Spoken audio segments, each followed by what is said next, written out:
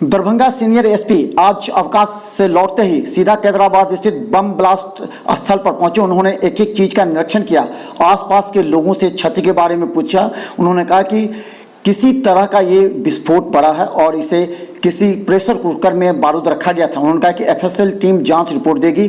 उन्होंने कहा कि जल्दी होगी कार्रवाई। हालांकि पकड़े गए व्यक्ति ने पुलिस को मदद नहीं की। एक घर में एक विस्फोट हुआ था जिसमें उस घर के साथ साथ आसपास की काफ़ी बिल्डिंग को नुकसान पहुंचा है।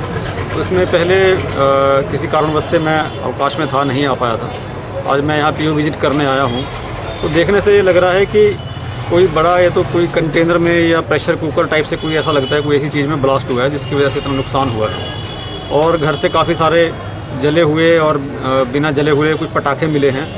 और आस पड़ोस के लोगों ने भी बताया है कि ये आदमी पटाखे का काम करता था।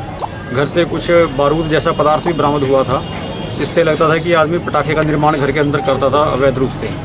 तो पटाखे बनाने के क्रम में हो सकता है कोई बारूद इन्होंने किसी प्रेशर कुकर जैसे बर्तन में बंद करके रख दिया हो, जिसके फटने की संभावना से ऐसा हो सकता है।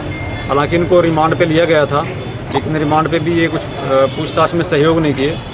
और अभी हम लोग दोबारा पड़ोसियों से जानकारी लेंगे यहाँ आसपास, हो सकता है कोई नहीं। विस्फोटक पदार्थ घर से बरामद हुए हैं, वो एफएसएल को भेजे गए हैं जांच के लिए।